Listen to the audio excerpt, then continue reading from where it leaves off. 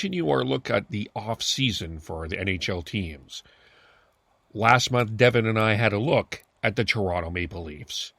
Lost to a really, really good team in a 7-game series that you could do one of two things here. You could panic and make a whole bunch of drastic moves that may or may not work, or you could do nothing and just say, let's keep the course. But either way, this is probably, as much as you're navigating anything here, what Kyle Dubas's decisions here are probably the most important, because it was a little different. It wasn't extremely different, but it was a little different here in terms of that you didn't play Columbus, you didn't play Montreal, you didn't play Boston, you played the 2-time Stanley Cup champion. And I would argue you would beat Minnesota. I would argue that you would have beaten LA. I would argue you would have beaten most of the teams that were eliminated in the first round. You just got Tampa. So that's the question. How do you handle this? You're right.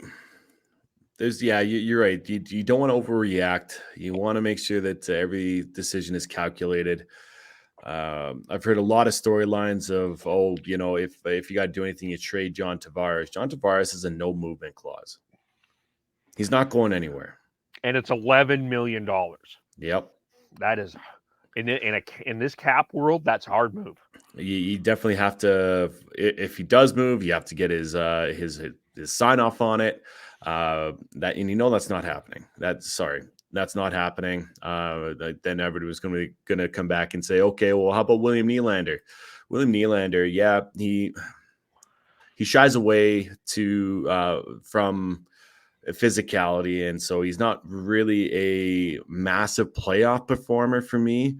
Probably one of the best ones that you could, obviously, he's making what, 6.9 million, and you could probably get a good player for that. But who are you replacing those 30 goals with?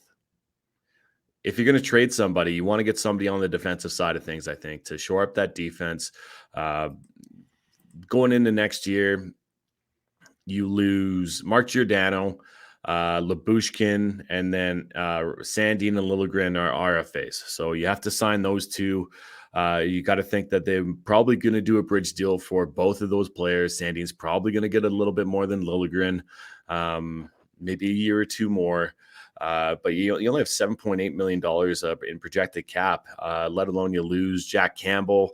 You're not going to get him back at 1.6. So you got to figure out, okay, well, we do have Peter Mrazek, the hurt bag himself, for another 2 years at 3.8.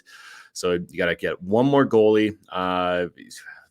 Do you go with Eric Kallgren and see how he develops into a 1B, 1A goalie, tandem goalie with Peter Mrazek? You might have to do that out of pure desperation and not being able to,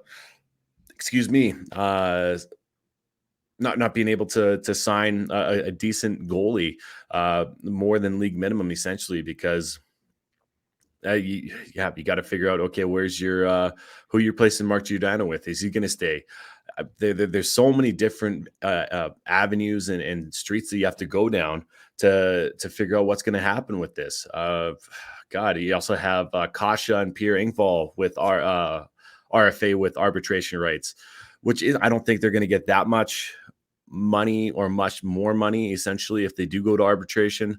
There's a lot of question marks here on this team. Ilya Mikheyev is a UFA as well, and he was a massive part in that on the PK. He had so many penalty kill chances, and he had a few goals, at least one in the regular season, and he's a workhorse too. So, God, what do you do with this team?